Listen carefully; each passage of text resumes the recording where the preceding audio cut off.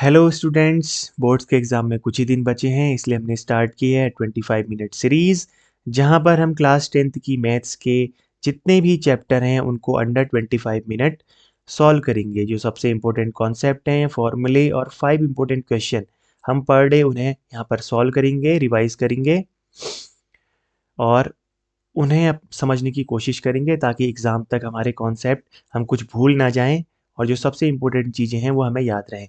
आज है हमारा डे 2।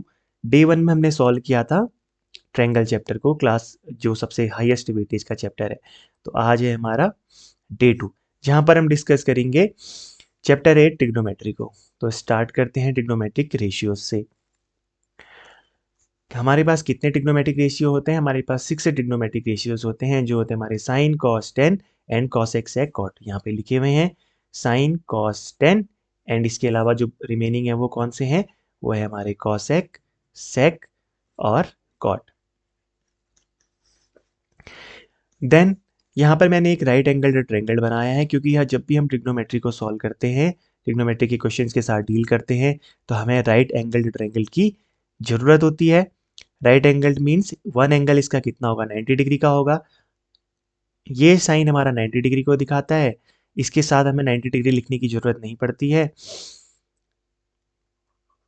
या तो 90 डिग्री लिखे रहते हैं या तो ऐसे लिखे रहते हैं। बट ये ट्रायंगल की ज़रूरत हमें क्यों पड़ती है? क्योंकि यहाँ पे जो ये साइन थीटा, ये थीटा, ये थीटा, ये जो एंगल यूज़ हो रहा है, इसके अकॉर्डिंग हम ट्रिग्नोमेट्रिक रेशियोज़ की फॉर्मूलेज को अप्लाई करते हैं। साइन थीटा, अगर मान लो ये एंगल हमारा थीटा है, देन इसके सामने की साइड हमारी परपेंडिकुलर कहलाती है और इसकी जो एडजेसेंट साइड होती है वो हमारी बेस कहलाती है। ये परपेंडिकुलर, ये बेस, और 90 डिग्री के जो सामने की साइड होती है उसे कहते हैं हम हाइपोटेनियस। इस ट्रायंगल, राइट एंगल ट्रायंगल को देखकर हमें ये कुछ बातें समझ लेनी होती हैं। अब जैसे ही हमने ट्रिग्नोमेट्रिक रेशियो में चले गए, तो साइन थीटा मीनिंग क्या रहेगा हमारा? परपेंडिकुलर, क्योंकि ये थीटा का कॉन्सेप्ट हमें समझना बहुत ज़रूरी होता है, क्योंकि जब भी हमारे 1 मार्क्स के क्वेश्चन आते हैं उसमें वो थीटा या तो यहाँ पे लगाएगा या तो वो थीटा यहाँ पर लगाएगा।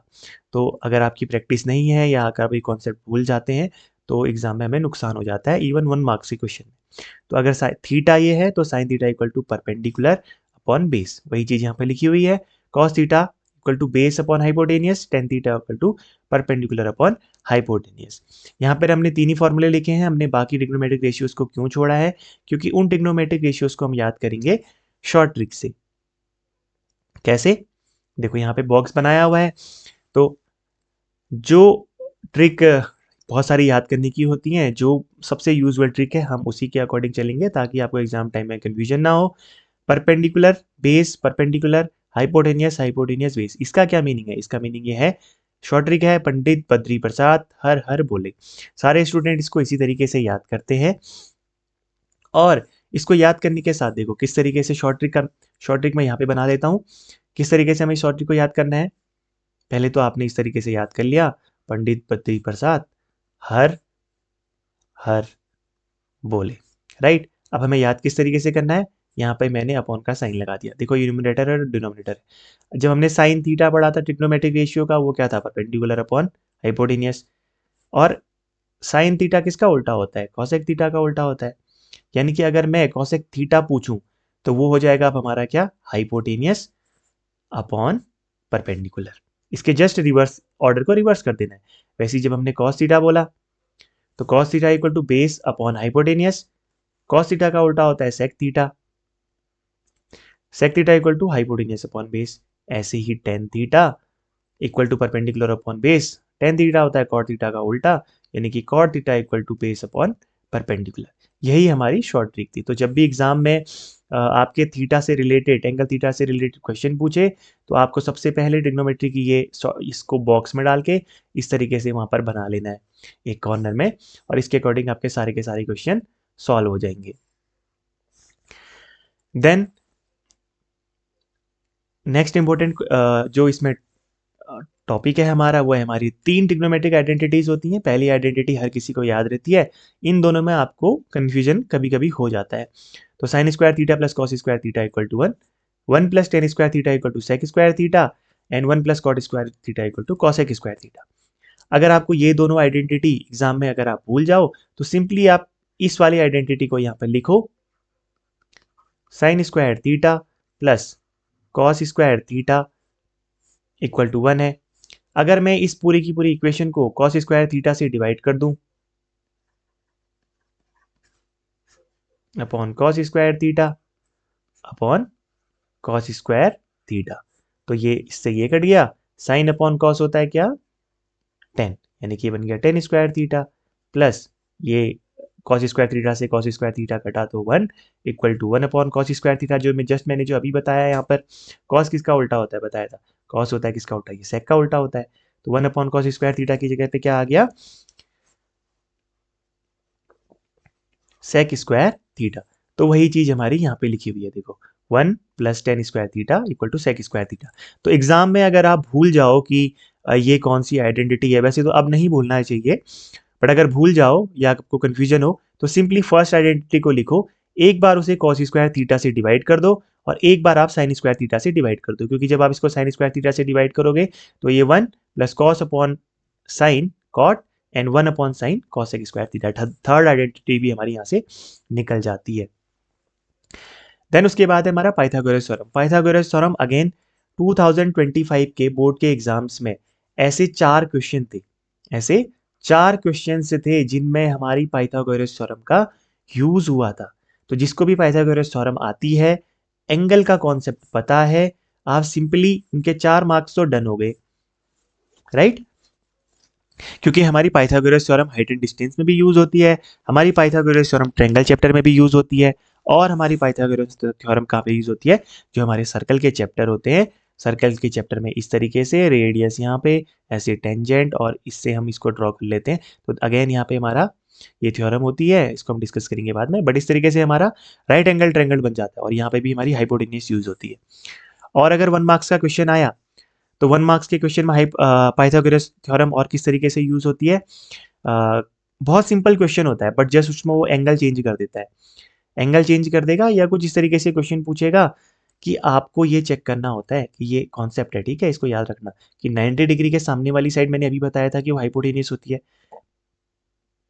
पर अगर आपके पास इस तरीके से एंगल नहीं दिया हुआ है, आपके पास केवल 3 साइड दी हुई है, जैसे 5, 7 और 13 दी हुई है, तो आपकी जो ये सबसे बड़ी साइड है ना, ये 13 है, इसको आप हाइपोटेन्यूस कंसीडर करोगे, यानी कि आप 13 यहाँ पर लिखोगे, राइट। उसके बाद आप ट्रिग्नोमेट्रिक रेशियो को अप्लाई कर सकते हो। तो सब आपको ये याद रखना है कि जो सबसे बड़ी वाली साइड होगी राइट एंगल ट्रायंगल में, वो हमारी क्या होती है, हाइपोटेन्यूस होती है। बाकी पाइथागोरस थ्योरम ये तो ऑलमोस्ट हर बच्चे को याद ही है, hypotenuse square equal to base square plus perpendicular square. अब चलते हैं हम next important table, concept, table, formula, trigonometric table. Again ये भी याद है और इसको याद करने की शॉर्ट ट्रिक्स भी होती हैं, जैसे हमें क्या करना है, 0, 30, 45, 60 और 90 डिग्री हमने एंगल लिख लिया, फिर उसके बाद sine theta, cos theta, tan theta, cosec theta, sec and cot theta. Sine theta की वैल्यू इसको आपको याद कर लेना है, साइन 0 की value 0, sine 30 1/2, sine 45 1/√2, cos sine 60 √3/2 and sine 90 1। ये वैल्यू याद हो गई।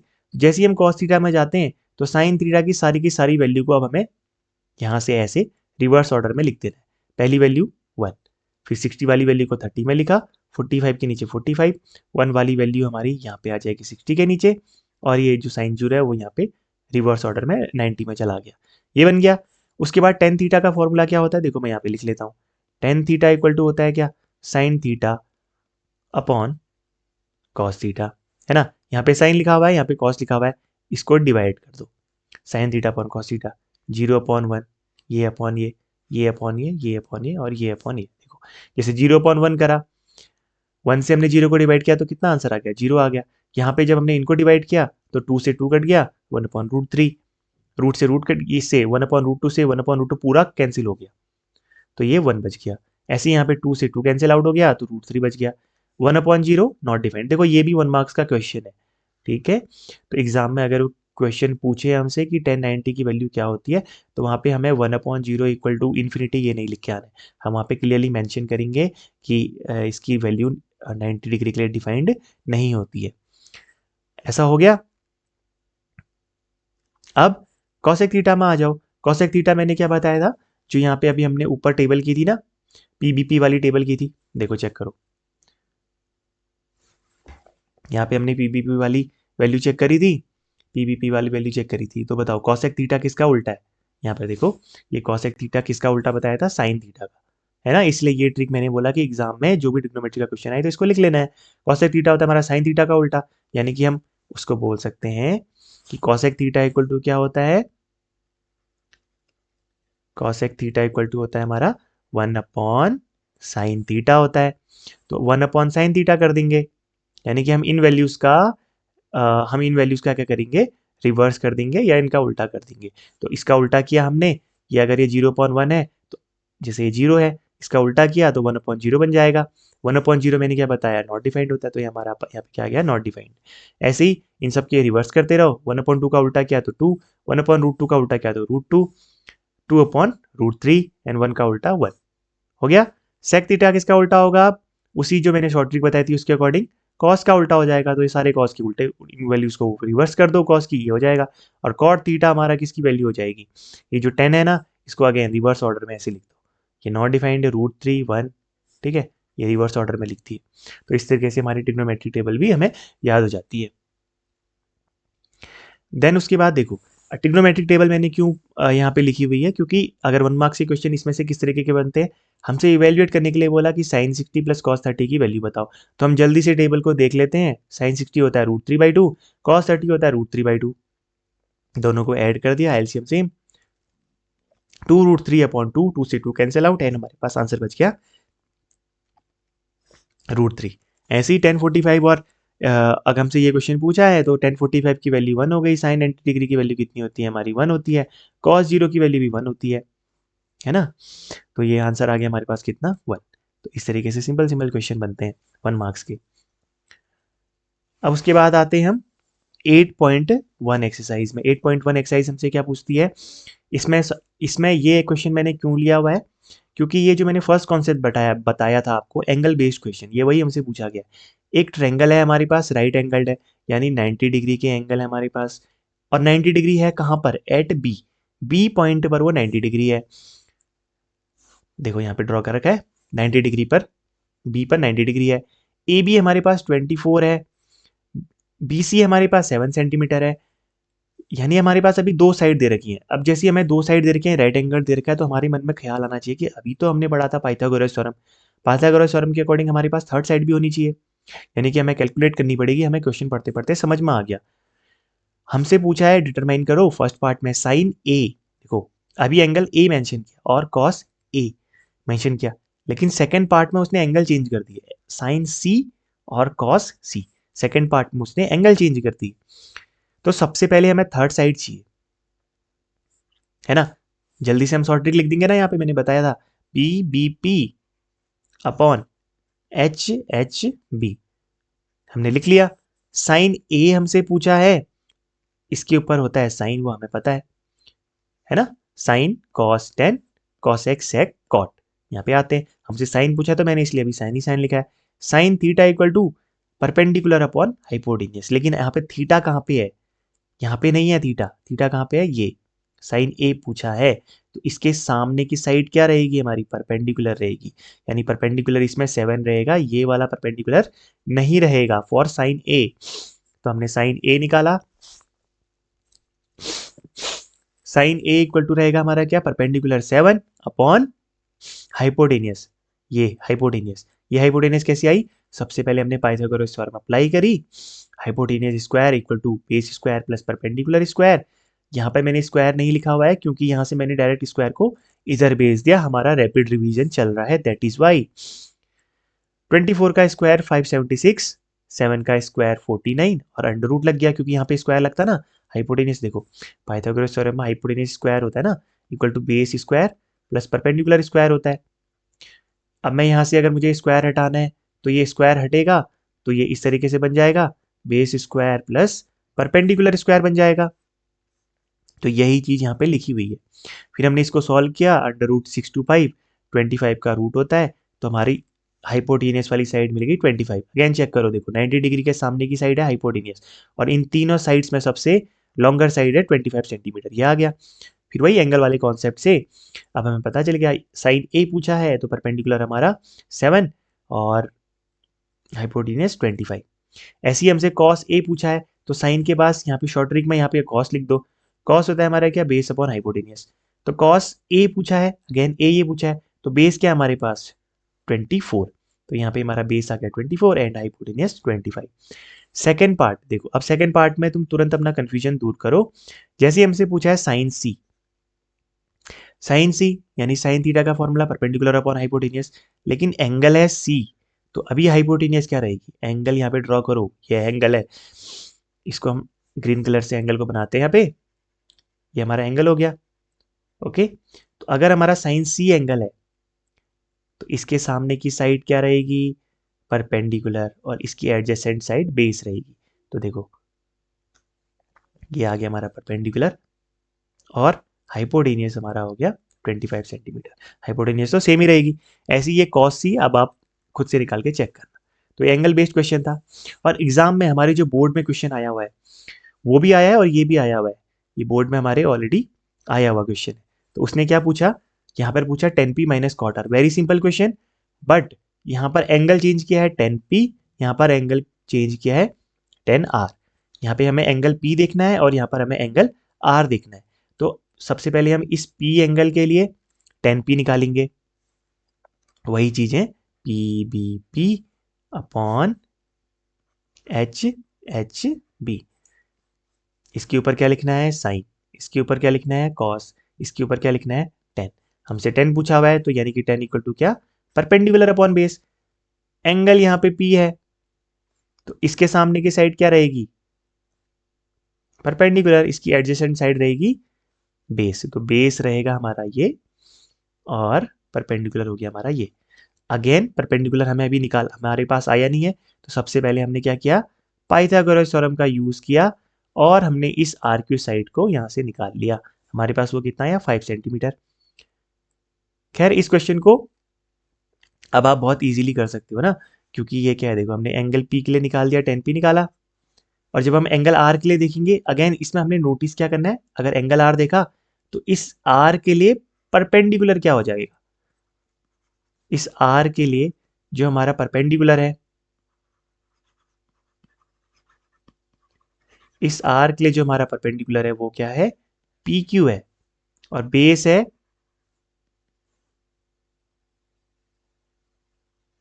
Q R, adjacent side, right. ऐसी जो हमारा पी एंगल है, पी के लिए हमारा परपेंडिकुलर क्या है, पी के लिए हमारा परपेंडिकुलर है क्यू आर, और बेस है हमारा क्या पी क्यू। बस इतना ही हमें देखना है।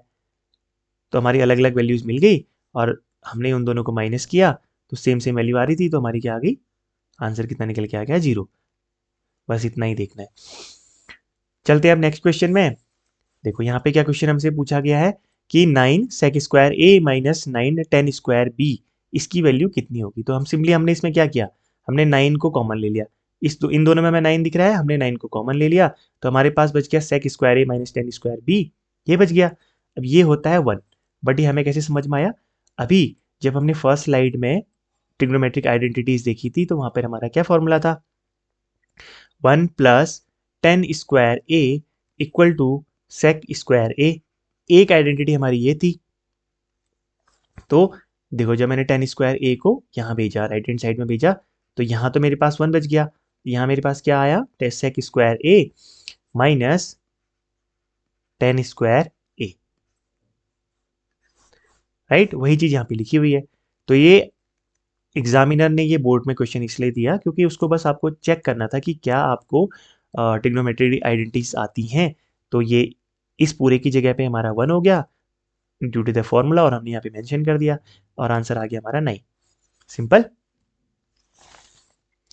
देन उसके बाद चले गए हम किसमें, 1 minus 10 square A upon 1 plus cot square ए। देखो अब इसमें क्या करना है, हमें इसको सॉल्व करना है। तो आप किस तरीके से सॉल्व कर सकते हो, बेसिकली ये प्रूव दैट वाले क्वेश्चन भी होते हैं। इसमें कई बार इसमें यहाँ पे एक वैल्यू और मेंशन करे रहता है इस तरीके से, और फिर उसके बाद लिखे रहता है कि 10 स्क्वायर ए यहाँ पे प्रूव करो। तो हमें इस तरीके से प्रूव करने के लिए भी आता है, ठीक है। लेकिन ये फिलहाल ये क्या है हमारा, ये हमें देखो, ये भी अगेन उसने क्या किया है, direct identity based, trigonometric identity based उसने यहाँ पे क्वेश्चन पूछा हुआ है हमारा।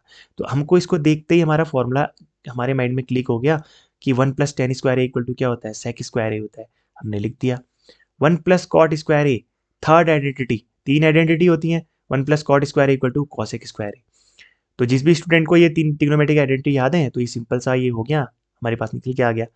अब यहाँ पर अगेन एक इंपॉर्टेंट क्वेश्चन आता है, जब भी हमारे पास क्या है ना, हमें क्वेश्चंस में प्रूव दैट वाले क्वेश्चंस में यहाँ पे अगर हमें tan दिखाई दे, हमें sec दिखाई दे, हमें cosec दिखाई दे, है ना, प्रैक्टिस करते करते वो चीज़ें समझ में आती हैं, तो हमें इनको चेंज करना होता है। जैसे tan दिखाई देगा तो हमें मैक्सिमम क्वेश्चन में sin theta upon cos theta के रूप में उसे चेंज करना है। अगर हमारे पास sec थीटा है तो उसे हमें 1/cos के रूप में चेंज करना है, cosec है तो 1/sin के रूप में चेंज करना है। मैक्सिमम क्वेश्चन में हमें यही सब करना होता है। तो sec² थीटा sec² a के टर्म में दे रखा है, तो sec² a की जगह पे हम क्या लिख सकते हैं, 1/cos²a। cosec² a की जगह पे क्या लिख सकते हैं, 1/sin²a। फिर ये इसके साथ मल्टीप्लाई और ये ऊपर वाले के साथ मल्टीप्लाई, तो हमारे पास आ गया sin²a/cos² equal to tan²a। Again जिसको ये फॉर्मूले याद नहीं हुए तो जो मैंने पीबीपी वाली बताई है उसको देख लेना। पीबीपी वाले के साथ हम लिखते हैं ना, बार बार देखो, मैं बार बार बता रहा हूँ, ये आपका एग्जाम में बहुत काम आएगा। पीबीपी अपॉन एचएच भी इस तरीके से था, और इसी के साथ हमें क्या लिख देना है, जितने भी ट्रिग्नोमेट्रिक रेशियो हैं, साइन, कॉस, और यहाँ पे लिख देना है हमें tan। यहाँ पे आ जाएगा हमारा क्या, कॉसेक, सेक और कॉट। यहाँ से हमें पता चल जाता है कि कौन किसका रिवर्स है ना। यहाँ पे देखो सेक आया था, तो सेक किसका रिवर्स होता है, यहाँ पे चेक करो, सेक किसका रिवर्स होता है, इसका रिवर्स होता है, यानी कि 1/cos। तो यहाँ पे हमने वही लिखा है। फिर हमने कॉसेक को देखा, कॉसेक किसका रिवर्स होता है, देखो कॉसेक किसका रिवर्स होता है, साइन का रिवर्स होता है, यानी कि 1/sin। यहाँ पे हमने वो चीज़ लिख दी। तो यहाँ से भी आप उसको याद कर सकते हो अगर एग्जाम टाइम में आपको याद ना हो रहा हो तो। नेक्स्ट इंपॉर्टेंट क्वेश्चन जो बोर्ड में आते हैं, choose the correct option, justify your choice. हमारे पास ये क्वेश्चन है, यहाँ पे देखो sec a tan a ये लिखा हुआ है, यहाँ पे साइन है। अभी मैंने बताया इसे पिछले वाले क्वेश्चन में, जहाँ पे भी मैं sec tan दिखे इस तरीके की चीज़ है तो हमें इसे तुरंत चेंज करना है, ठीक है। तो यहाँ से अगर मैं सॉल्यूशन स्टार्ट करूँ तो मैंने लिख दिया, पहले गिवन क्या दिया है, sec को देखा तो sec किसका रिवर्स होता है, cos का रिवर्स होता है। वही वाली यहाँ पे अब आपका काम है, उस जो ट्रिक बता रखी है उसको यहाँ पर मेंशन करो अपनी कॉपी में और देखो कि जो sec है वो किसका रिवर्स है, cos का रिवर्स है। तो यहाँ पे आ गया हमारा कितना, 1/cos।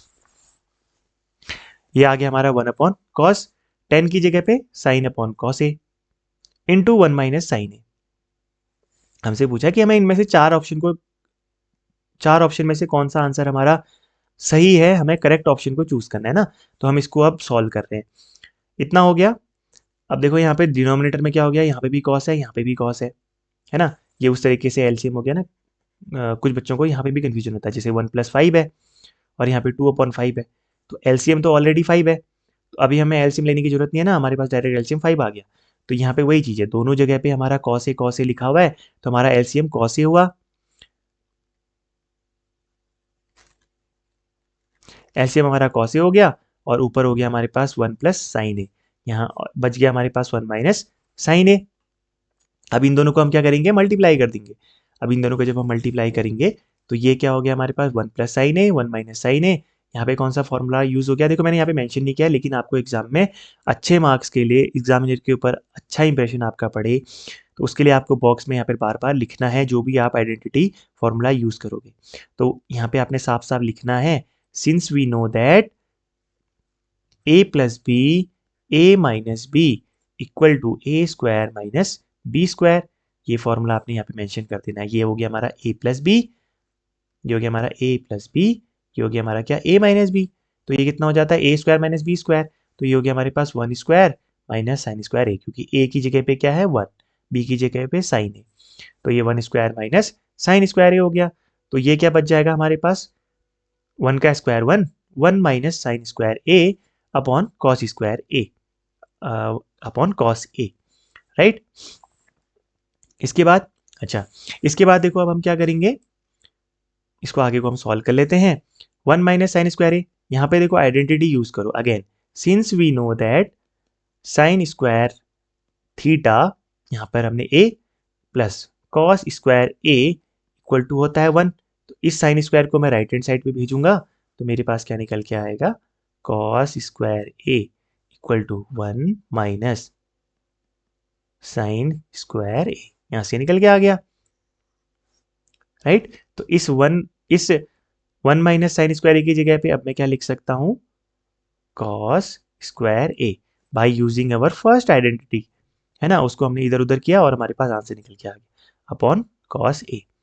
कॉस स्क्वायर ए है और यहाँ पे कॉस ए है, यानी ये 2 बार है और ये 1 बार है, तो यहाँ से हमने इसको 1 टाइम काट दिया, तो हमारे पास आंसर कितना बच गया, cos A.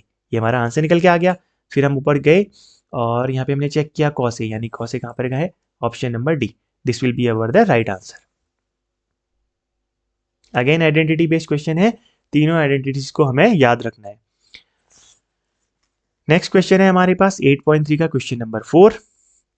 Prove the following identities where the angles involved are acute angles for which expression are defined. Proof based question है। 7th क्वेश्चन,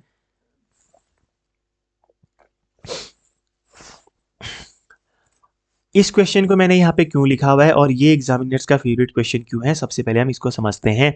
देखो यहाँ पर क्या होता है ना कि इस क्वेश्चन में जब हम इसको सॉल्व करने जाएंगे, देखो ये हमारे पास गिवन है, हम इसको सॉल्व कर रहे हैं, एलएचएस को सॉल्व कर रहे हैं, तो मैंने क्या किया, साइन थीटा को यहाँ पर कॉमन ले लिया, क्योंकि देखो sign theta minus 2 sine cube theta है, यानी 1 साइन थीटा यहाँ पर है, 3 साइन थीटा यहाँ पे मल्टीप्लाइड है, यहाँ पे 3 कॉस थीटा है, यहाँ पे 1 कॉस थीटा है, यानी इस वाले में से मेरा साइन थीटा कॉमन आ गया, है ना, साइन थीटा कॉमन आया, तो इस वाले साइन थीटा की जगह पे क्या बचा, 1 बच गया, और यहाँ पर 3 बार था साइन थीटा, तो यहाँ पे 2 बच गया, यानी कि साइन स्क्वायर थीटा बच गया। ऐसे ही यहाँ से कॉस थीटा कॉमन लिया तो 2 कॉस स्क्वायर थीटा, और अंदर इसकी जगह पे 1 बच गया। अब ये एग्जामिनर का फेवरेट क्वेश्चन क्यों है, क्योंकि जब आप 11th और 12th क्लास में ट्रिग्नोमेट्री पढ़ोगे तो वहाँ पे साइन 2 थीटा और कॉस 2 थीटा के फॉर्मूले होते हैं। तो यहाँ पर कॉस 2 थीटा का फॉर्मूला होता है 1 माइनस 2 साइन स्क्वायर थीटा। दूसरा एक और फॉर्मूला होता है, वो होता है 2 कॉस स्क्वायर थीटा माइनस 1। एक फॉर्मूला और होता है, वो होता है cos square theta minus sine square theta, ठीक है। और एक फोर्थ और होता है, वो होता है हमारा 10 के बेसिस पे होता है। खैर उसको हम डिस्कस नहीं करेंगे। देखो यहाँ पे सॉल्व किया हुआ है क्या, इसको नहीं किया हुआ है सॉल्व, ओके। तो अब यहाँ पर हम क्या करेंगे, या तो हम डायरेक्ट, आपकी बुक में लिखा हुआ भी है, अगर आप चेक करोगे ना जहाँ पे आपके एग्जाम्पल वाला सेक्शन होता है वहाँ पे इस फॉर्मूले को मेंशन भी किया हुआ है। तो आप या तो डायरेक्ट cos 2 थीटा, इसकी जगह पे आप क्या लिख सकते हो, डायरेक्ट cos 2 थीटा लिख सकते हो, और ऐसे ही इसकी जगह पे भी आप क्या लिख सकते हो, cos 2 थीटा लिख सकते हो, राइट। तो cos 2 थीटा से cos 2 थीटा कट जाएगा, यानी कि इस वैल्यू से ये पूरी वैल्यू कट जाएगी, sine theta upon cos theta equal to 10 theta. Simply हमारा आंसर आ गया, देखो, राइट। मतलब एक ही स्टेप में केवल कॉमन लेते ही आप चाहो तो इसको काट सकते हो, लेकिन आपको मेंशन करना पड़ेगा कि cos 2 थीटा का फॉर्मूला है। या फिर अगर आप ये नहीं कर पाते तो हम दूसरी मेथड से कैसे सॉल्व कर सकते हैं इसको, थोड़ा सा इसको इरेजर से इरेज कर देते हैं। अगर इसे हम cos थीटा की फॉर्मूले से ना करें तो हमें इसे किस तरीके से करना है, यहां पर देखो, यहाँ पे क्या लिखा हुआ है, 1 लिखा हुआ है। अगेन हमें पता है ना, पहली वाली आइडेंटिटी हमारी क्या होती है, sine square theta plus cos square theta equal to 1 होती है। तो मैं इसकी जगह पे लिख सकता हूँ, देखो 10 थीटा यहाँ पे ऐसे रहने दो, इसको नहीं सॉल्व कर रहे अभी, केवल इस वाले पोर्शन को देख रहे हैं, ठीक है। इसको सॉल्व करके तो इतना आ गया, अभी हम इसको सॉल्व करें इस वाले पोर्शन को, ठीक है। तो 1 की जगह पे क्या लिखेंगे हम, sign square theta plus cos square theta minus 2 sign square theta, लिख दिया, अपॉन, ये पेन टैब में लिखने की आदत नहीं है इसलिए ये थोड़ा सा दिक्कत कर रहा है। 2 कॉस स्क्वायर थीटा, इसको हमने ऐसे ही रखा, 2 cos square theta minus, again इस 1 की जगह पे हमने आइडेंटिटी यूज कर दी, ठीक है, ठीक है। यहाँ पे ब्रैकेट में मेंशन करेंगे और ब्रैकेट को ओपन करूंगा तो ये कितना हो जाएगा मेरा, sign square theta plus cos square theta, यानी कि वो क्या हो गया मेरा, minus of cos square theta. Simple.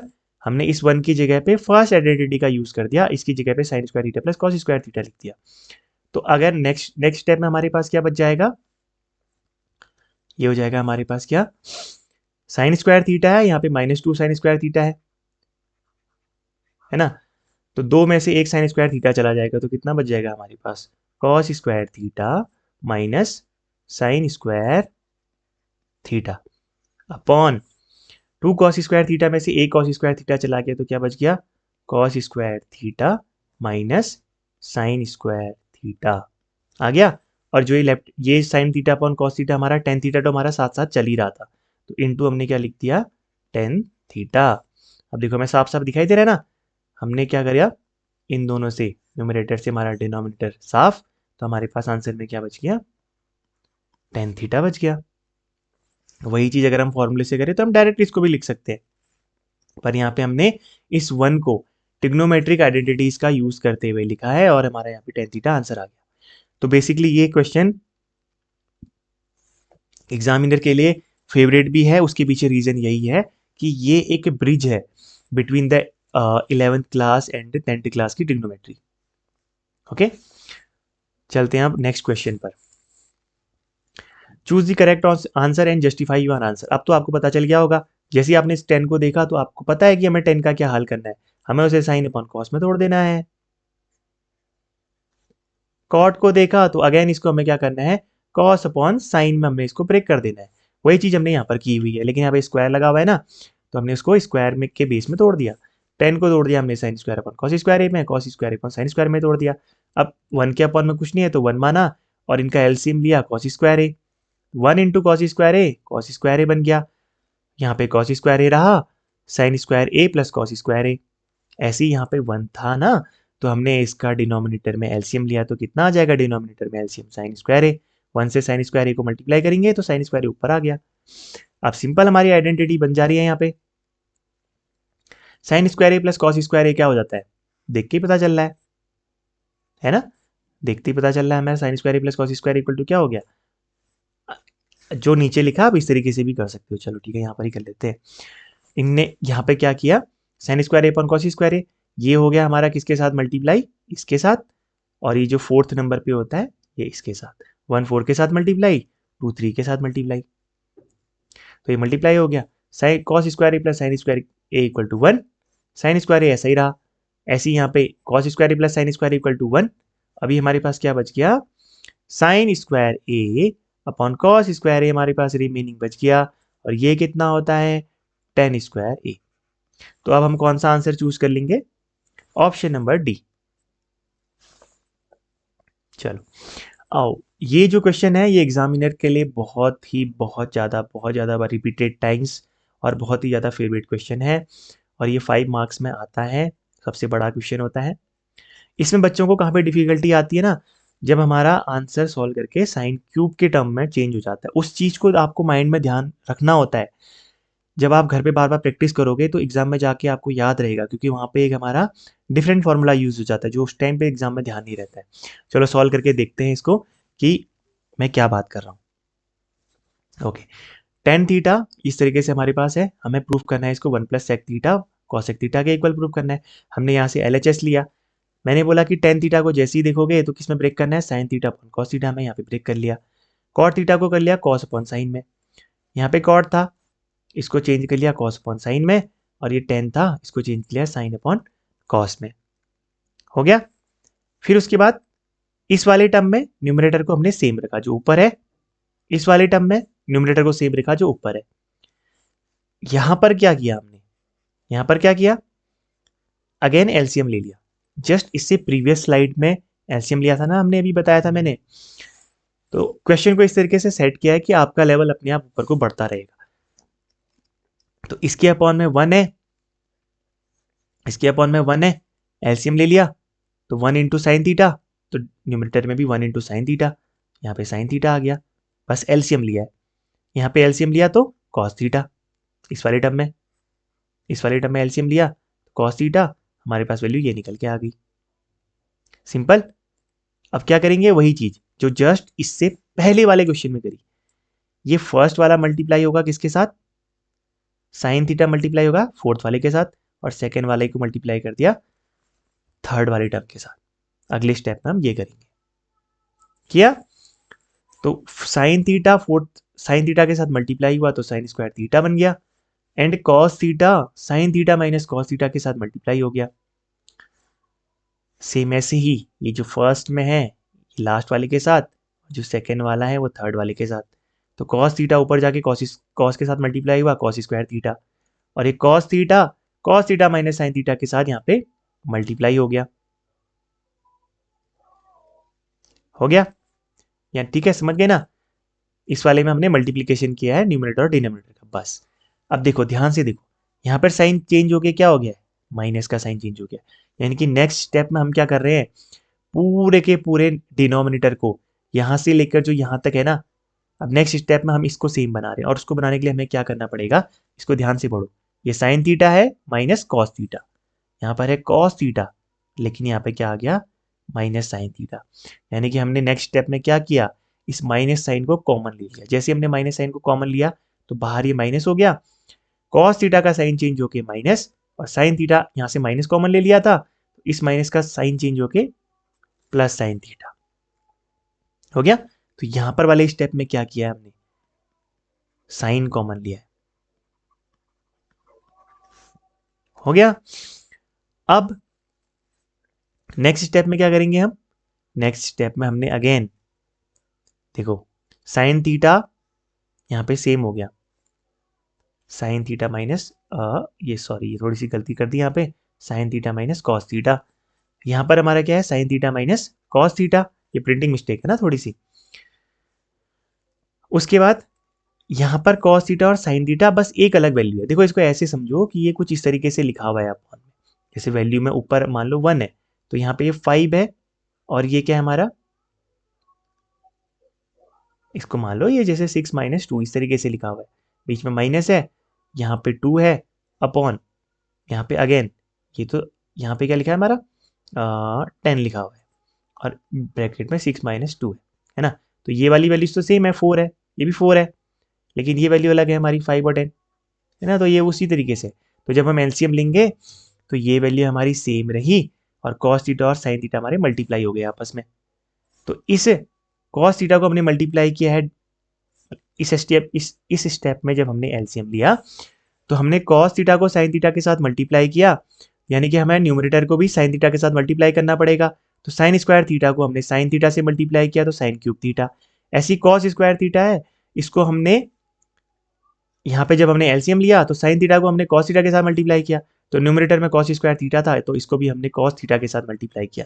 तो ऐसा करते ही हमारे पास क्या बन गया, sine square theta sine cube theta बन गया, cos square theta cos cube theta बन गया, राइट। और एलसीएम हमारे पास निकल के आ गया ये। बस यहां पर तक मैक्सिमम बच्चे कर लेते हैं, इसके बाद वो फॉर्मूला भूल जाते हैं कि ये फॉर्मूला क्या होगा, हमें ब्रैकेट में मेंशन कर लेते हैं, ए क्यूब माइनस बी क्यूब। तो यहाँ पर ये फॉर्मूला लग जाता है, वो होता है हमारा क्या, A minus B into A square plus B square plus A B. यहाँ पर एक ही फॉर्मूला यूज होता है, इसी वजह से ये एग्जामिनर का फेवरेट क्वेश्चन है, क्योंकि यहाँ पे एक एक्स्ट्रा क्वेश्चन आ जाता है, एक एक्स्ट्रा फॉर्मूला आ जाता है, और कुछ चीज़ों को कॉमन लेना होता है, मतलब 2-3 स्टेप ध्यान में रख के एक्स्ट्रा करने होते हैं। ये ऐसा हो गया, तो अब हम इसको ओपन कर देंगे। नेक्स्ट स्टेप में हमने फॉर्मूला लगा के यहाँ पे ओपन कर दिया। ओके, यहाँ पे ओपन वाला स्टेप नहीं लिखा हुआ है, तो मैं यहाँ पे ओपन वाला स्टेप लिख लेता हूँ। वो ओपन वाला स्टेप क्या हो गया हमारा, नहीं लिखा हुआ है, sine theta minus cos theta A minus B, A square plus B square plus A B, upon में एलसीएम पूरा का पूरा ये हो गया हमारे पास। फिर उसके बाद नेक्स्ट स्टेप इसके बाद हमारा क्या होगा, देखो ये साइन थीटा सेम है, sine theta minus cos theta, इससे ये माइनस हो गया, तो हमारे पास अंदर क्या बच गया, sine square theta plus cos square theta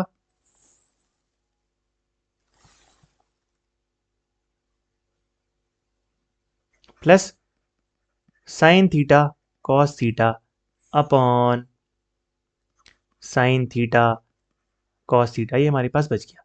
तो ये फर्स्ट आइडेंटिटी लगाई, तो इसका आंसर कितना आ गया हमारा 1 plus sign theta upon cos theta, sine theta upon cos theta, right. अब हमने क्या किया, इसके अपॉन में पहले इसको लिख लिया, बारी बारी से हमने तोड़ दिया, और sign theta upon sine theta बच गया हमारे पास कितना, कट के 1 आ गया। 1 अपॉन साइन थीटा होता है कितना, cosec theta. 1 upon cos theta होता है सेक थीटा, +1 हमारे पास ये RHS निकल के आ गया। इसी वजह से ये इंपॉर्टेंट क्वेश्चन है। चलो ठीक है, इस क्वेश्चन को चलो क्विकली बता देता हूँ, बट आप खुद सॉल्व करना। कॉस ए ये इस तरीके से हमें ये 2 sec a को लेके आना है। तो हमने सिंपली क्या किया, हमारे पास एलसीएम अलग अलग थे, तो हमने क्या किया, इनमें एलसीएम ले लिया। एलसीएम लेती हम एलसीएम कैसे लेंगे, इन दोनों को मल्टीप्लाई कर दिया। जैसे ही मल्टीप्लाई किया तो कॉस मल्टीप्लाई हुआ इससे, क्योंकि हमने 1 प्लस साइन ए को इससे मल्टीप्लाई किया ना, तो कॉस इसके साथ मल्टीप्लाई होकर कॉस स्क्वायर ए बन गया। ऐसे ही 1 प्लस साइन ए को हमने इसके साथ मल्टीप्लाई किया, तो ये कितना हो गया, 1 प्लस साइन स्क्वायर ए। जब हमने इसको ओपन किया तो यहाँ पे हमारा फॉर्मूला यूज हो गया कौन सा, a plus B whole square, A square plus B square plus 2ab। वो फॉर्मूला यहाँ पे हमारा अप्लाई हो गया, उसको अप्लाई करके हमने इसको ओपन कर लिया, A square plus B square plus 2ab। 1 था तो इसलिए हमने यहाँ पे मल्टीप्लाई में 1 को मेंशन नहीं किया, है ना, डॉट 1 हो जाता है। फिर ये अगेन वही सिंपल सी आइडेंटिटी लग गई हमारी, इसको जोड़ के हमारा कितना आ जाएगा, 1 आ जाएगा। तो 1 प्लस 1, एक 1 यहाँ पे है, 1 प्लस 1 2 हो गया, यहाँ पे 2, यहाँ पे 2, 2 को हमने कॉमन ले लिया। कॉमन लेने के बाद 1 प्लस साइन ए अंदर बच गया और यहाँ पे ये बच गया, इससे हमारा ये कट गया, डिनोमिनेटर से same, 2 upon cos A, 2 into 1 upon cos A, यानी कि 1 अपॉन कॉस ए बच गया हमारे पास सेक ए। ये हमारा शॉर्ट ट्रिक से भी हो सकता है, अगेन आप यहाँ पे आप मेंशन कर सकते हो। तो आंसर कितना निकल के आ गया, 2 सेक ए। तो ये थे हमारे, आज हमारा डे 2 था। देखो इसमें ना आप जितने ज़्यादा क्वेश्चन करोगे उतना कम है, क्योंकि 8.3 एक्सरसाइज के जितने भी क्वेश्चन है मैक्सिमम क्वेश्चन ऑलरेडी एग्जाम में आ चुके हैं। तो ये था डे 2। अब हम कल को करेंगे नेक्स्ट एक्सरसाइज को, और एग्जाम से पहले हम ऐसे ही हाफ एन आवर पढ़ के 25 मिनट 30 मिनट ऐसे पढ़ के हम जल्दी जल्दी सारे के सारे इंपॉर्टेंट एक्सरसाइज को, जितने भी चैप्टर है सबको रिवाइज कर लेंगे, जित सारे के सारे कॉन्सेप्ट फॉर्मूले और 5 एटलीस्ट 5 इंपॉर्टेंट क्वेश्चन को हम रिवाइज कर लेंगे। Okay, that's all for now.